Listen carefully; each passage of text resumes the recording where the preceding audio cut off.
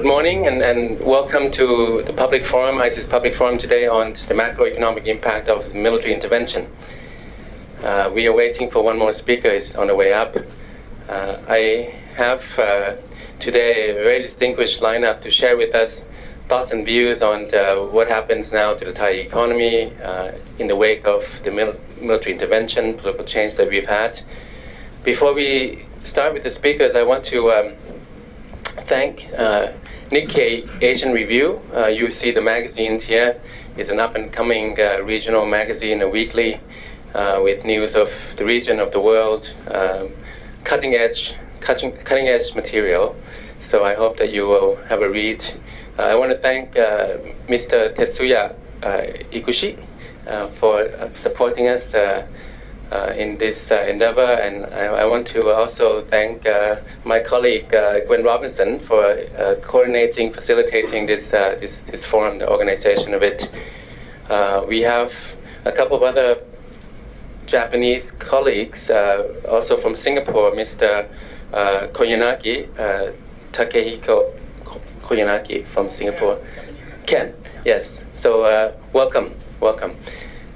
Let us start with some opening remarks from Mr. Iguchi, and then we'll come to the speakers. Mr. Iguchi, the floor is yours. Saudi Club, Pomchu Tetsuya Iguchi, Indi Tonlap Tuktan Sungan Samana, Pom Wanwacha, Pem Prayu, Ge Tuktan Club. This is only I can say in Thai, so please allow me to speak in English from now. Distinguished guests and ladies and gentlemen, thank you for coming today. My name is Tetsuya Iguchi, and I'm the editor-in-chief for Nikkei's operations in Asia. You might be familiar with the name of Nikkei for the Japanese stock index. But index is only a small portion of our business. Our main business is to publish a business newspaper called the Nikkei, which has a circulation of around 3 million in Japan, and also an online readership of more than 300,000 worldwide. And last year, Nikkei's management made a big decision to expand our business into the growing Asian market and started English language news service called Nikkei Asian Review, which focuses on business and economic issues in Asia. And as a result, we set up an editorial headquarters, Asian editorial headquarters here in Bangkok in March as a base for editing and news reporting for Nikkei Asian Review. So why open our Asian editorial headquarters in Southeast Asia, especially here in Thailand, rather than in Beijing, Shanghai, or Hong Kong? The answer lies in how Japanese companies are increasingly seeing Southeast Asia, especially Thailand. No one engaged in a global business can ignore China. Its 1.3 billion population is the biggest in the world, and its GDP is only second to the United States, and it's forecast to exceed the United States by 2030. But it's also true that there are some reservations among foreign investors about doing business in China. Where does that reservation come from? It has something to do with what you might call unpredictability surrounding China. For example, there have been some sudden and unexplained decisions made by the ruling Communist Party. On another front, it was quite shocking for Japanese companies a few years ago to see how bilateral tensions led to mob violence against Japanese factories and retail outlets in China. Last year, I had a chance to talk with former Japanese ambassador to China, who used to be a businessman himself, and asked how he feels about doing business with China in such an unfriendly atmosphere. His answer was very blunt. The Chinese market is too huge to stay out of, but also it's too risky to leave your company relying so much on China. The message was very clear. Keep doing business with China, but be ready to keep your company profitable enough without China. In order to pursue this strategy, Southeast Asia is essential for Japanese companies. Consider these figures.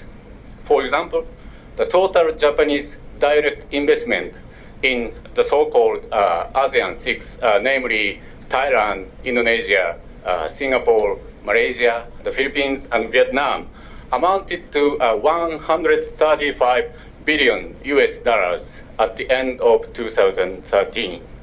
And that is almost 40% more than the total Japanese investment in China.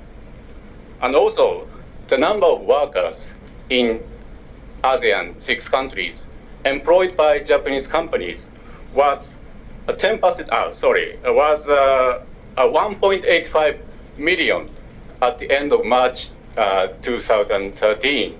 And that is 10% more than those employed in China. And as for Thailand, Japanese companies invested more and employed more in this country than in any other ASEAN countries. And I think it's quite remarkable when you consider that the total population and GDP of ASEAN countries are less than half of those of China. This tells you the strategic importance Japanese companies place on Southeast Asia, especially on Thailand. So why Southeast Asia? Why Thailand? The key words here are stability and predictability. When we talk about the competitiveness of manufacturing industry, many people think about labor cost. Of course, labor cost is an important factor, but it's only one aspect. There are more important elements to be truly competitive than labor cost. Among them is productivity. Even if labor costs, say, 20% cheaper, you can't be competitive if the productivity 30% lower. So where does productivity come from? It comes from continuous training of employees and encouraging them think all the time to improve their productivity. And this is called Kaizen in Japanese, and that's what Toyota and other Japanese companies have been doing for a long time. Let me give you the example of automobile industry in Japan. Over 10 years from 1985, the Japanese yen appreciated 2.5 times against the US dollar, pushing labor costs up 2.5 times in dollar terms. That could have been disastrous in the context of fierce global competition. But Japan's auto industry somehow survived with its recent annual production still around 10 million units. It's 4 times bigger than the total in Thailand. So why could that be possible? Because Japanese automakers have well-trained employees who focus on improving productivity.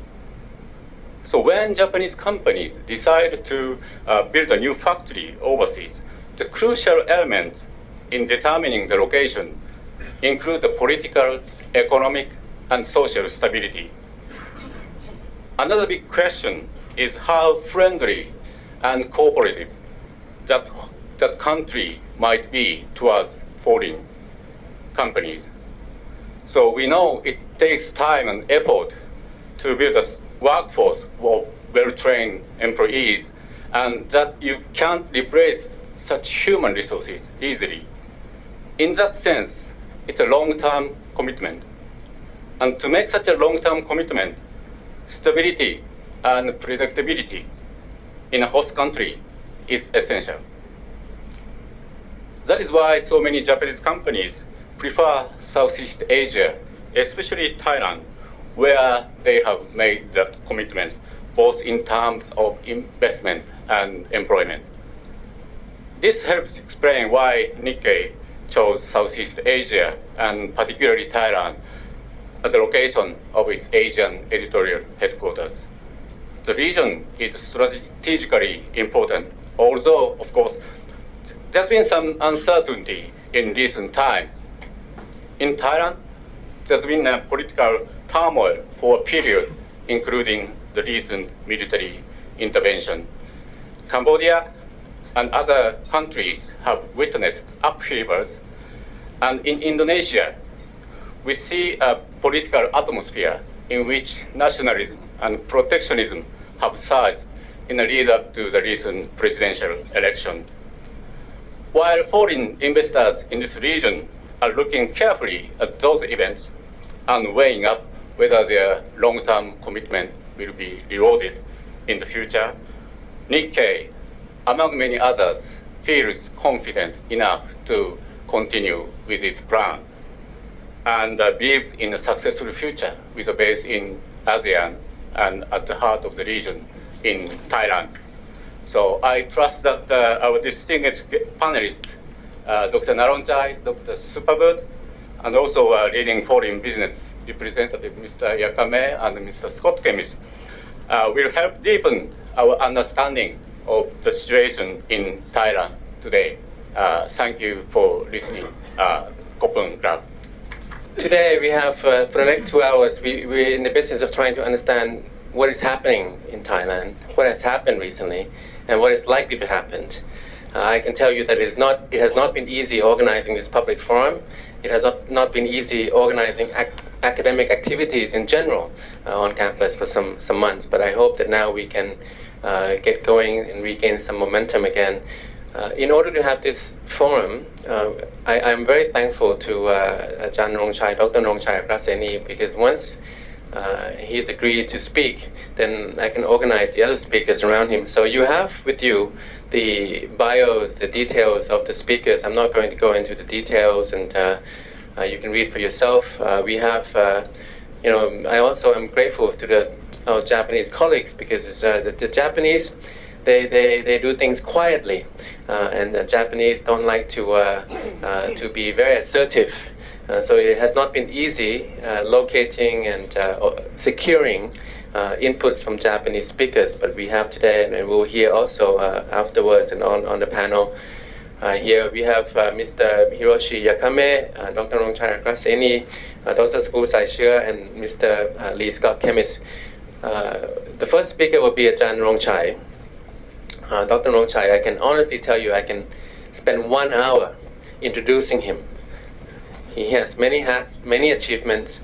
Narongchai did his first degree at Western Australia. Then he went on to do a PhD at Johns Hopkins University some time ago. He was an academic in a previous career.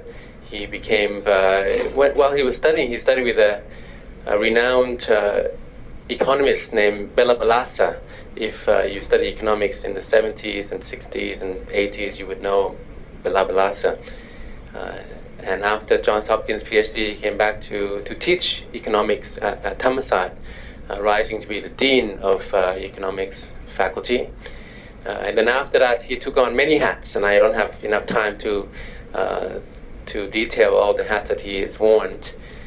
In the past, he's been a Minister of Commerce in administration in the late 1990s. He has run his own General Finance and Securities, GF, in the 1990s.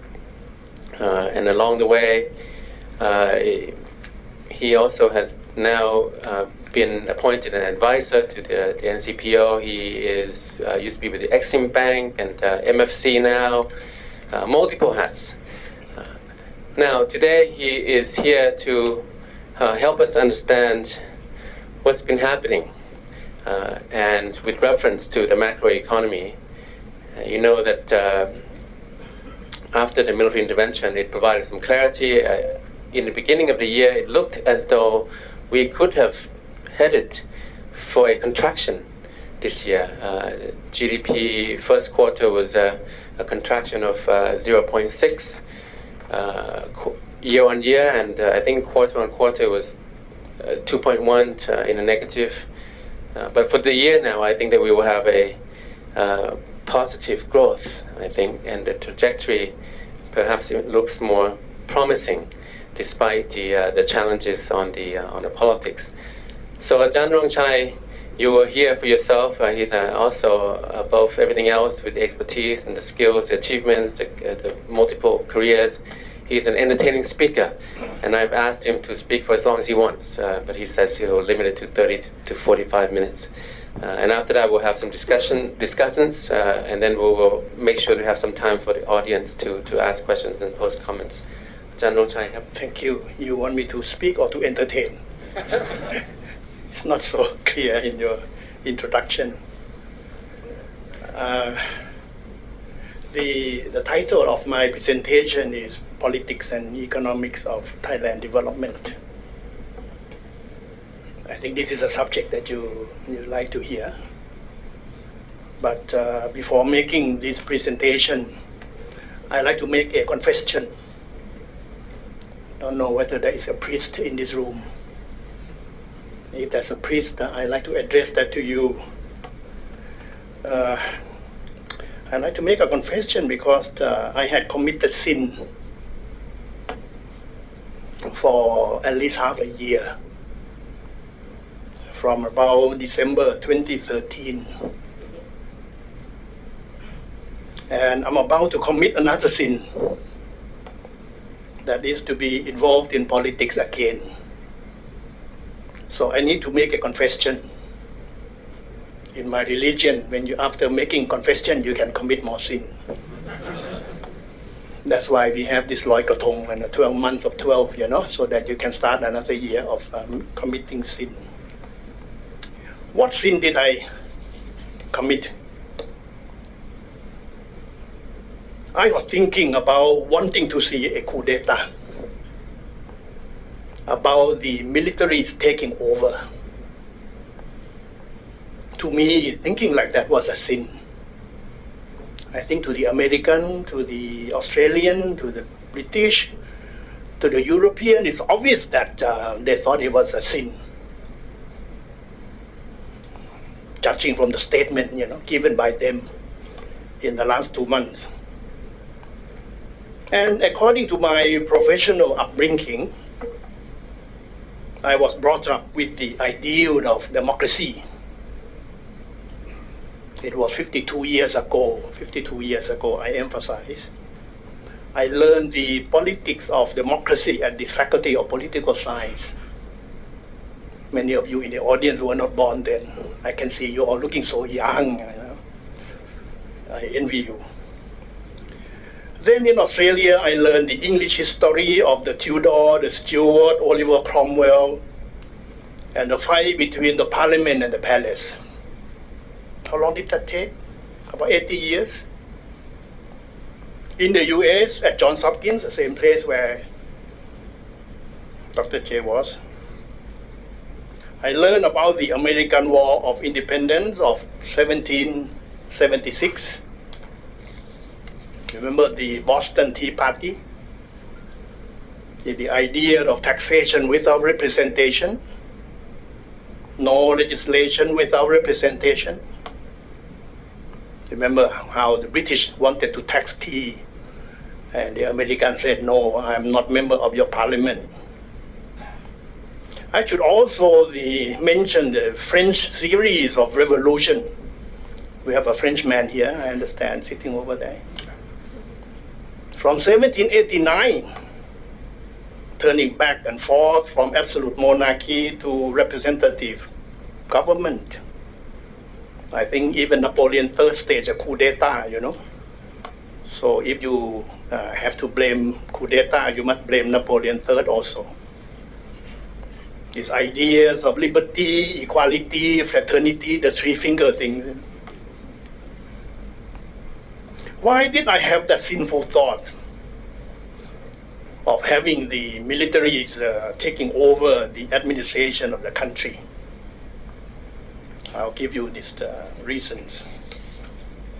First, at that time, November, December 2013, January, February, March, political conflicts were growing without control, with sporadic violence and casualties. The economy was disrupted more and more seriously. And democratic solutions by means of general election were fading away. I was feeling very desperate. You know, I'm a member of the Monetary Policy Board, Bank of Thailand. And we had meeting in March, we had meeting in April. We saw the number falling everywhere. Whatever you looked at, credit expansion, production, consumer confidence, etc., etc. And what was bad was that we could not do anything about it. We could not adjust interest rate, we could not adjust the exchange rate, we could not adjust the liquidity and reserve requirement. It was very desperate. Then we had the incidents of 22nd of May, 2014. So sinfully, I feel very happy about it. Now, the irony of life. I'm working with the military. I could never imagine that in my life. When I first came back from the US, I was an activist, joining the movement against the military government of Thanom and Prapat. Now, every morning, I have to go to the army compound to work. The reason you guys have this meeting on Wednesday is because we have Wednesday off. Otherwise, I would have to be there from 9 to 12 every morning. And can you imagine at this age having to do that? It's a tough life. But in retrospect, that sinful thought occurred to me many times before.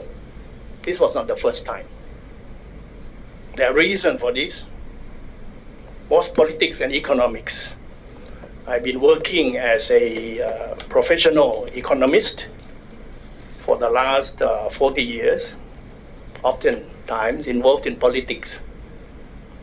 For politics, Thailand has not achieved a stable political system since the major change of 1932. I can say that. I think you all agree with me. We were given the ideology of democracy at that time. We were led to believe in the principle of representative government. As mentioned before, no legislation without representation, no taxation without representation. That was the ideal of democracy. Since then, we have been, in fact, what we had. We have been alternating between, and this is my English, I don't know whether it's a correct word, bureaucratism, militarism, democracy, and capitalism, populism, democracy. All the combination of both. At times we had coup d'etat to effect the changes. Why this is? I think we have had two forces at work. One market forces, another social forces. The market forces were driving for growth, while the social forces were for equity. We thought democracy should be the solution, but there are differences in opinion in terms of priority. Some want democracy with accountability, people like me. Others give higher priority to democracy with opportunities opportunity to share in power and resources. And if it's not accountable, it doesn't matter. We have tried to develop a system that would deliver both of these.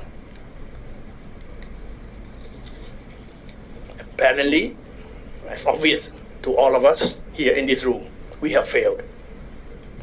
And it just happened that when the military intervened, we could see changes that were good for the economy. That's why I had that sinful thought. We achieved industrialization in the 1980s under the governments with military involvement. You remember General Prem was Prime Minister for 8 years, following the coup d'etat of 1977, following General Kreng Sak as Prime Minister. And we began the process of globalization from 1991, after the coup d'etat of that year. So if you go back, you could see changes taking place in Thailand, major ones, economic ones, usually follow military intervention. The longest time the fully elected government lasted was from 1993 to 2006, about 13 years. The political design at that time, following the Constitution of 1997, following the earlier Constitution and plus another Constitution, because so many, we have 18 of them, we've lost count. The political design was to have elected governments with functioning governance, but that was not achieved. There was a coup d'etat in 2006, and after representative governments during 2008 to 2013, again, military is taking over the administration of the country on 22nd of May, as I mentioned before. During this period, I worked for all these governments. I remember under Samak, we had the office at the government house for 1 month. Then it was taken over. Under Somchai, we had to work at the Don Mueang airport. And under opposite, we just don't have any place to work, just moving back and forth all over the place. So, again, this 2014, 2nd of May, this taking of power and statement about trying to implement major reform. So if you look at this history of Thai politics, we can sum up like this, that we have lived with the burden of ideology, maybe given to us by the West. I blame you. Without the luxury of choices, we have no choices, but we have that ideal of democracy. Such unstable political system has affected long-term investment plan for the country, affecting sustainable growth. Over the last 15 years, GDP growth rates fluctuated from about 2 to 7, with most years averaging below 5, way below 5. The high year would be, when you have something earlier and then you have that negative growth impact following that negative growth year. What we had achieved was only the way the economy was to function, the economic system.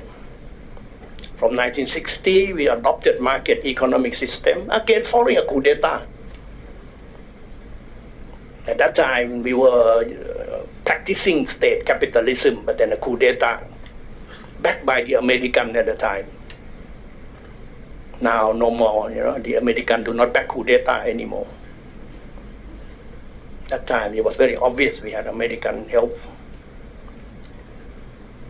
We continue to open the economy from then on and to integrate with other economies, particularly in neighboring Asian countries and the Oceania. Our foreign trade volume of goods and services now stand at about 1.4 times of GDP, indicating a very open economy. The size like 560 billion US dollar. Foreign investment, including FDI and PFI, are substantial.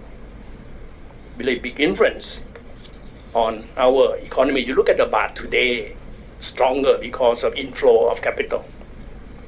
And tourist arrival now numbered about 27 million.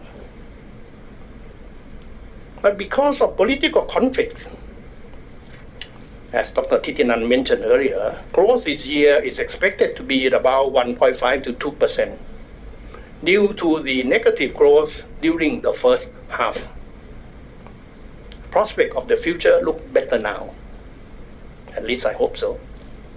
With political conflict being managed by strong persuasion and maybe seduction. I did not know what happened in the military barracks, when these people were called in. What did they talk about? Any of you were called in? Was any of you? No one? You are not that important. One of them came out and crying, and said that he would never do it again. And he was supposed to be Rambo. He was crying with his mother. And last night he appeared on the stage at Sanam Luang. How could that happen? So I use the word political conflict being managed by strong persuasion. And the promise of reform on most areas as demanded by all parties. So we can expect first a more efficient decision making. That's already happening. Making decisions very fast. The military are like that, that's how they are trained.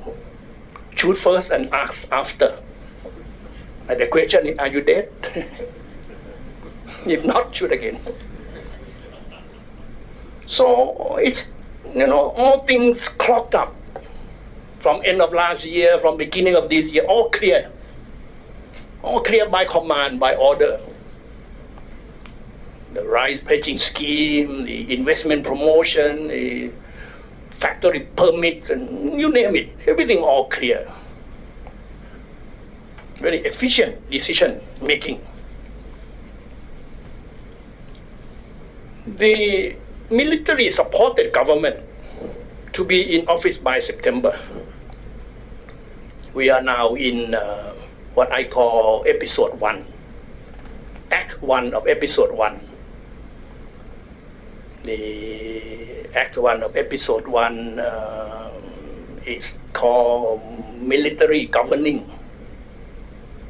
And this act 1, it's about the end of the beginning of act 1 by having this interim constitution. And this morning, in 20 minutes time, there would be explanation about this interim constitution. And moving towards episode 2, meaning having government by September, having National Legislative Assembly, National Reform Assembly, and so on. And that episode, I would call it military participating, from governing to participating. I believe that this military supported government is expected, I believe, to follow the same market economic system. And you can wait to hear the statement made by Prime Minister to the Parliament on the opening day. Open to foreign participation and competition in trade and investment. I can assure you that that would be the most likely theme of the statement on economic policy. What is hope is that the government will begin the process of transforming the economy towards a more value-adding, value-creating economic activities, and with more integration with the neighboring economies, particularly the GMS, ASEAN, and East Asia. This direction is necessary because of the shortage of labor and energy resources. These are the two most obvious problems we have: shortage of labor and energy resources. The transformation is to be achieved by investment in the new learning and producing paradigm, relying more on digital technology. It's a big challenge there, relying more on digital technology. And in the new generation of infrastructure, that would provide connectivity with the neighboring countries and reinforcing domestic connectivity. Such infrastructure would facilitate independent works. We got so many Thai working as independent professionals, and would allow many major cities around the country to grow and to become the new growth engine of the economy. In fact, this direction, we envisaged this direction, wanted to move into this direction many years ago. We employ experts like Michael Porter about new paradigm, competitiveness, and we preach the Juan Enrique story about innovation, R&D, and so on, and infrastructure investment. But most of these things did not materialize. And for the digital technology to be fully utilized, a major reform and reorganization is needed. It's absolutely needed, particularly after what Eric Schmidt said when he came to Thailand last year. He went out and he gave interview, I think in Hong Kong, and he said Thailand was hopeless.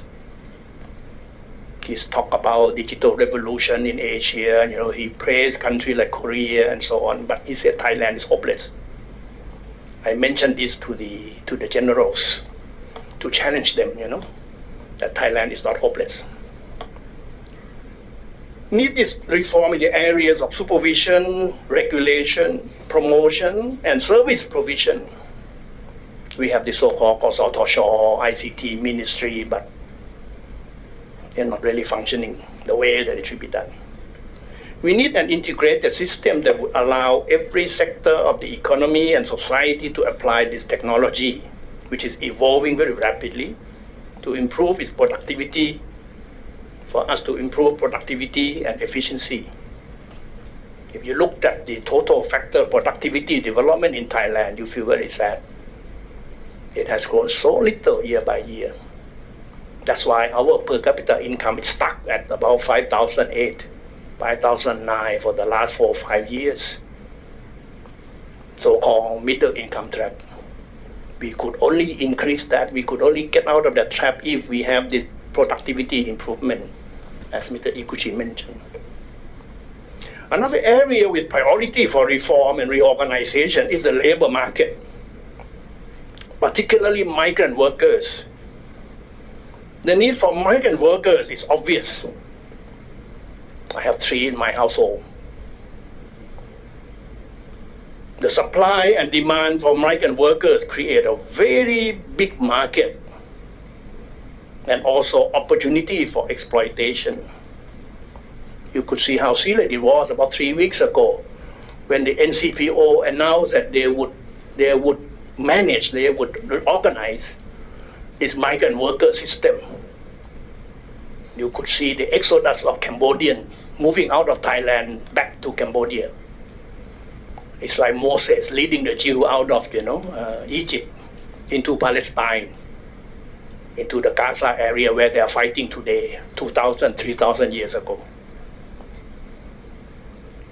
So a system must be put in place that would minimize exploitation and at the same time satisfy security concern of the military. We are not military people. We have to understand how the military people think.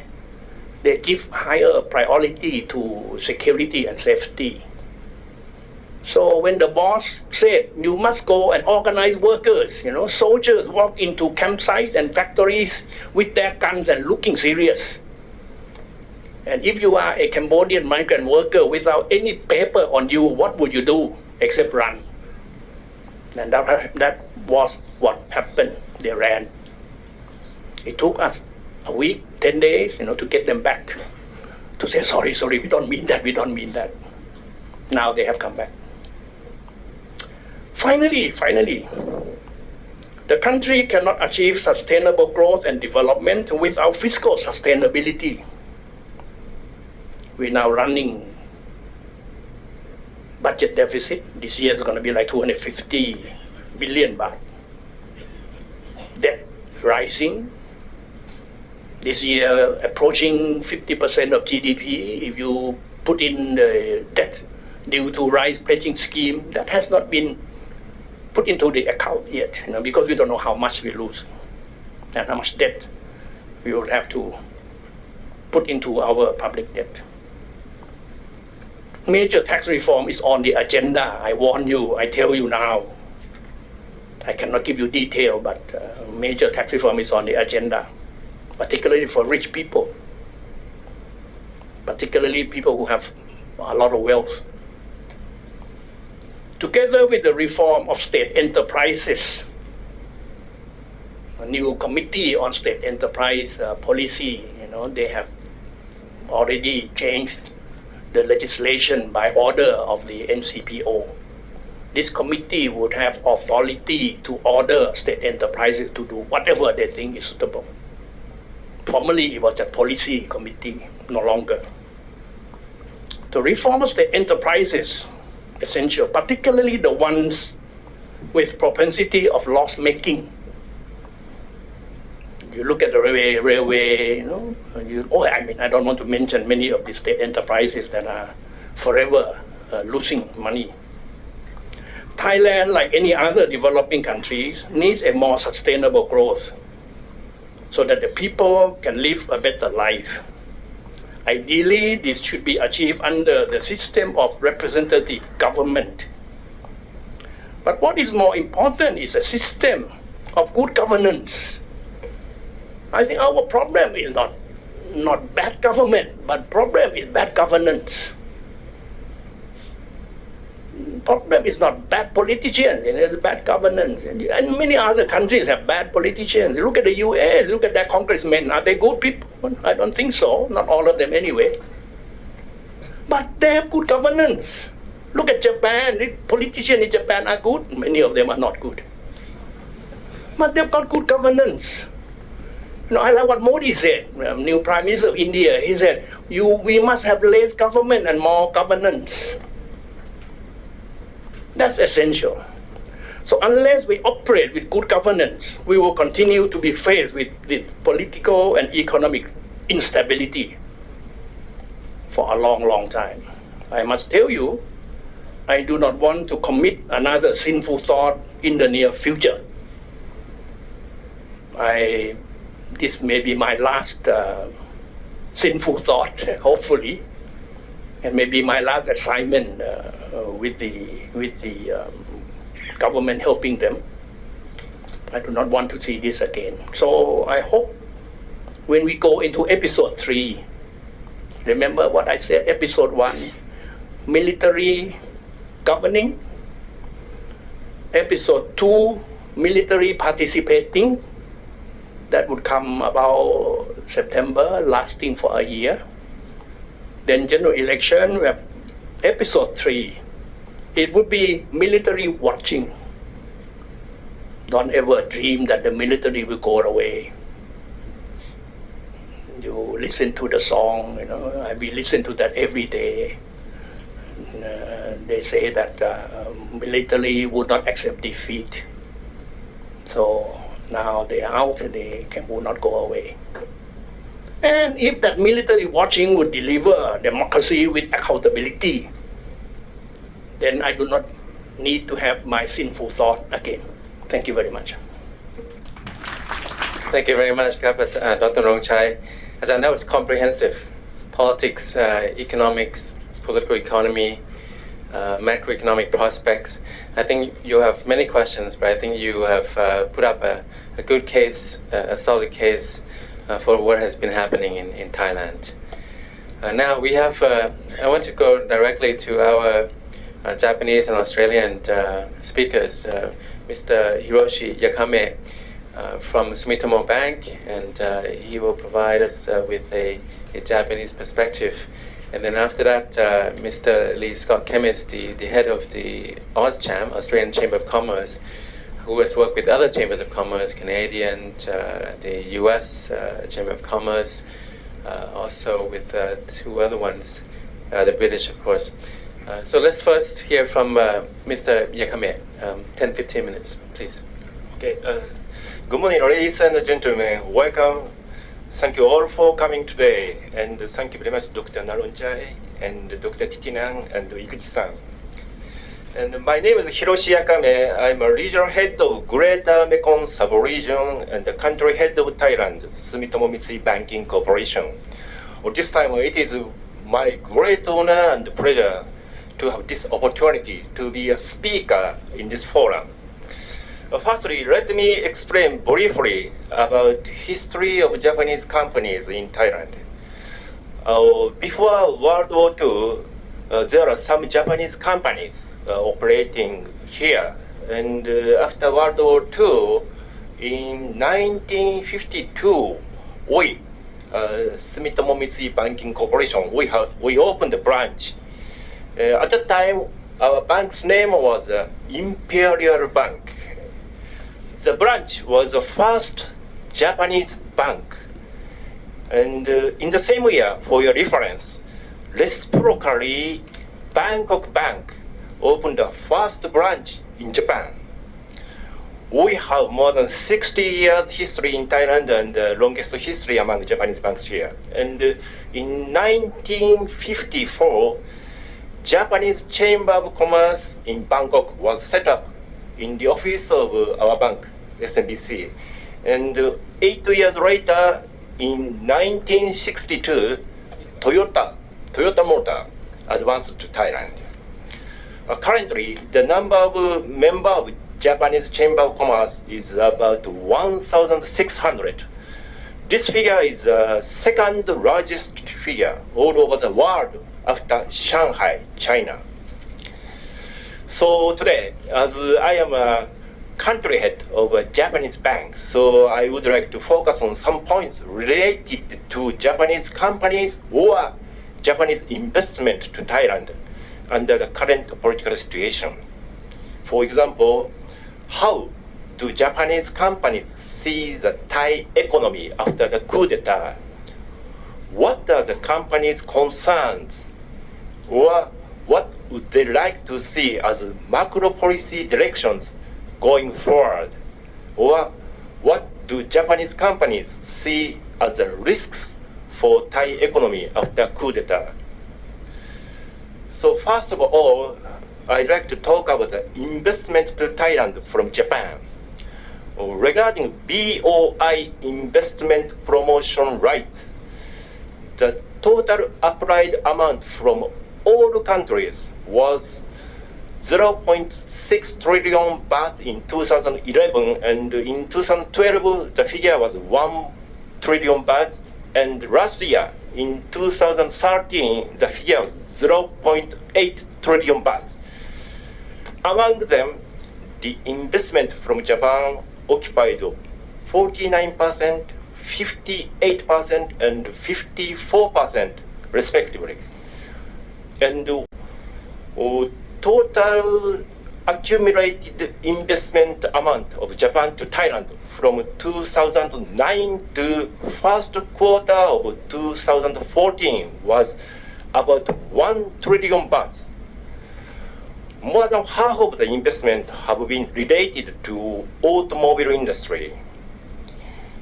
So, and for your reference, I would like to take up one figure about Japanese investment. According to a survey a few years ago, total sales revenue of all Japanese companies in Thailand was about 40% of nominal GDP of Thailand. In other ASEAN countries, the ratio was about only 10%. For example, in Indonesia or Malaysia. This figure is a little bit old, but it's very impressive in how big Japanese companies' operation in Thailand is. And secondly, I would like to tell you about what the attractive point for Japan to invest to Thailand. As I mentioned earlier, this year is the 60th anniversary of JCC, Japanese Chamber of Commerce in Thailand. Since 1954, when JCC was established, there have been 9 coups d'etats. including this time. Nevertheless, Japanese investment has been increasing. Why?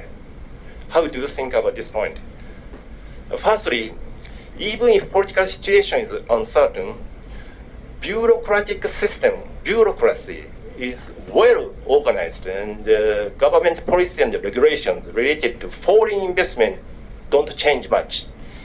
Second point, social and public order is stable. This is very important for foreigners or expatriates. Maintenance of peace and security is essential for the foreigners and expatriates. Thirdly, infrastructure like electricity, power supply, roads, and industrial estate is well developed. Fourth point, regulations related to foreign investment are clear and comparatively transparent in this region. Fifth, Thailand has been growing as a big consumer market.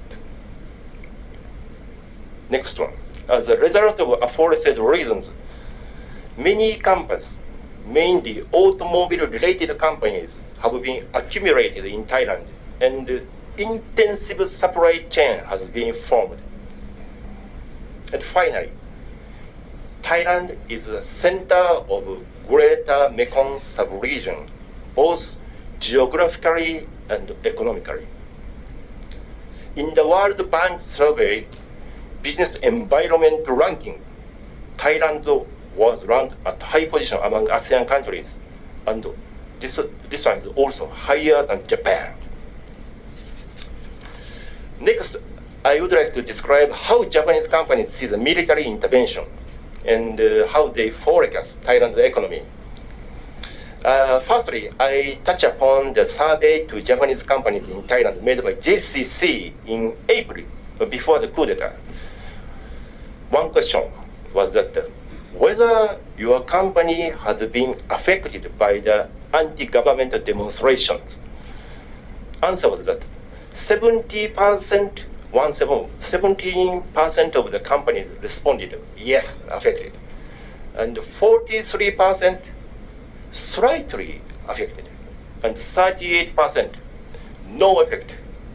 Actually, airlines or tourism industry have been directly affected. Business trip people from Japan or tourists had decreased. For Japanese people, the word of martial law or coup d'etat sound very serious. Actually, I had a lot of troubles to explain to our head office people what Thai martial law is or what Thai style coup d'etat is. I couldn't report to our top management. Even during a coup d'etat, I'm playing golf on weekends. I couldn't explain to them. But anyway, many Japanese manufacturing companies have their factories in eastern part, like Chonburi or Lyon. Direct negative impact to such companies has been quite limited, actually. And another question was that what's the greatest concern of business? 40% of respondents pointed out that the prolonged demonstrations. In another survey also, many companies had a concern about the uncertainty of the political situation in Thailand. The percentage was higher than that of other countries like Malaysia, Singapore, and Vietnam, but lower than Indonesia. After the military intervention in May, no official survey was made at this moment, but according to my hearing from some Japanese companies, the concerns seems to have decreased. The reason why the concerns are mitigated were firstly, the junta has not deteriorated the aforesaid attractive point of Thailand. Although curfew was enforced for some days, official services, governmental services, and public transportations have been as usual, and most of all, public peace has been secured. Secondly, the junta has taken quick actions to pending matters related to economy or industry. And also, the junta is paying high attention to economy and industry. Resuming large investments and executing national budget in the near future will contribute to the recovery of Thai economy.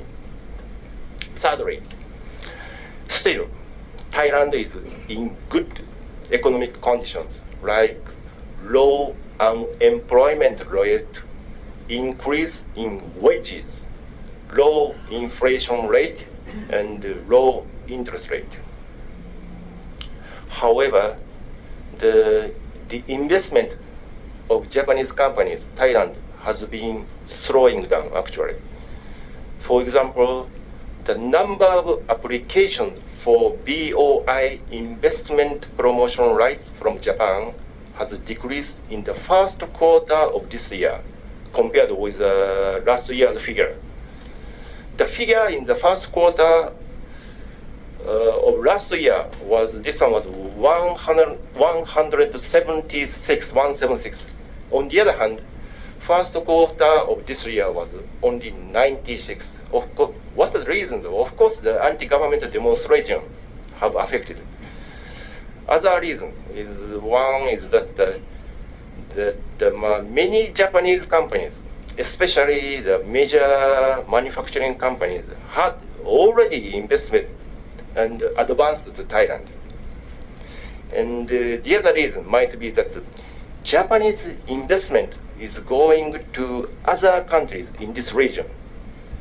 As I mentioned earlier, still some Japanese have concern about the instability of this Thai politics.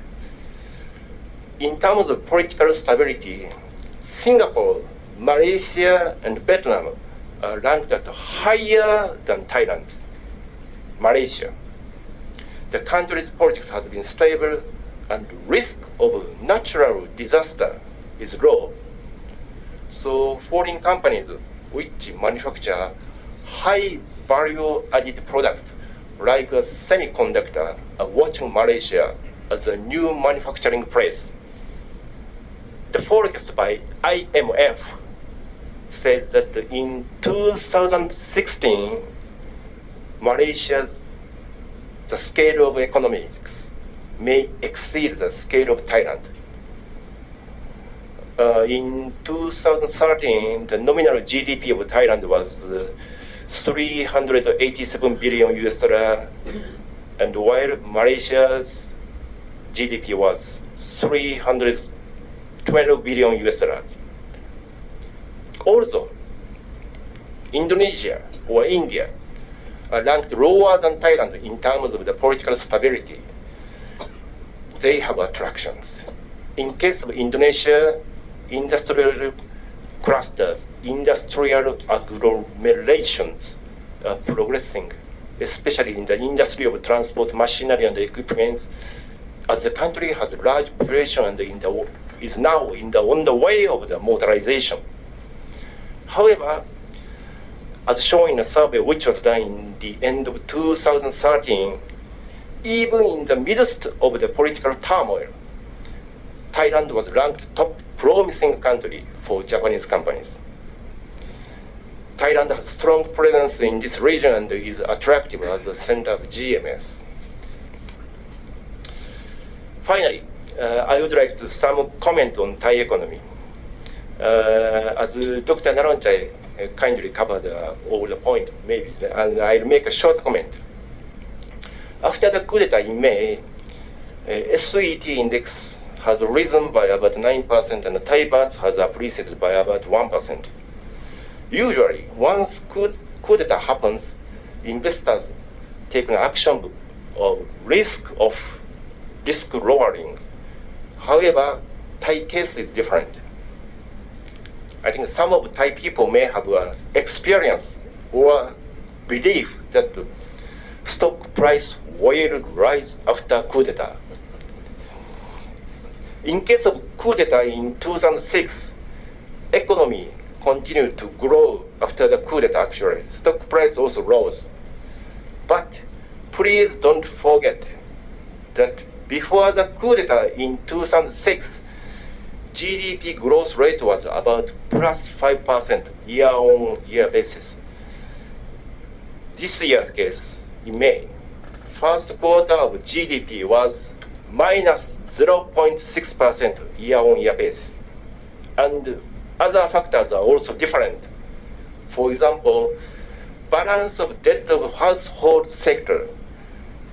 In September 2006, ratio of household debt against Thailand GDP was about 47%.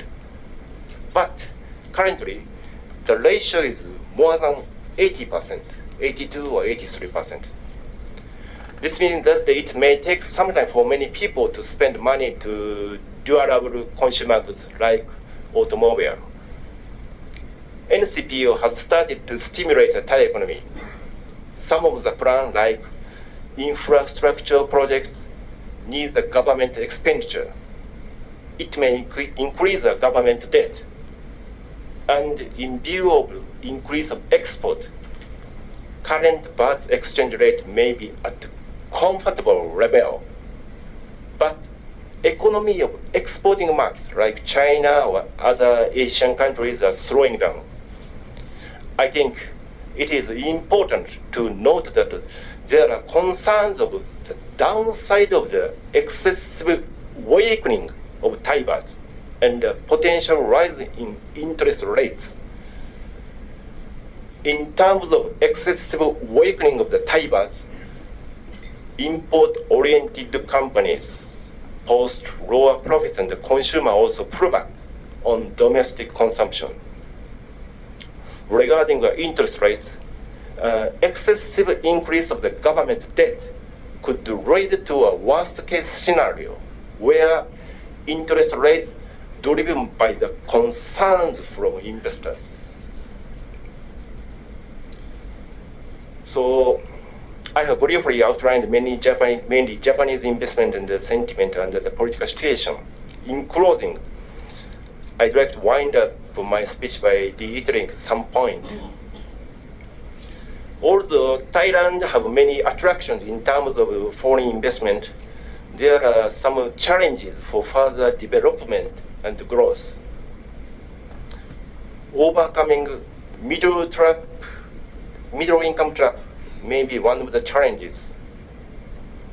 Policies for going beyond the middle income trap are necessary, like development and improvement of infrastructure, promotion of deregulation like FTA, industry and technology innovation for more value-added production. However, in order to promote such policies, fiscal reform, financial reform is necessary to secure a source of funding. The fiscal reform is including a reforming tax system and strengthening tax collection capability.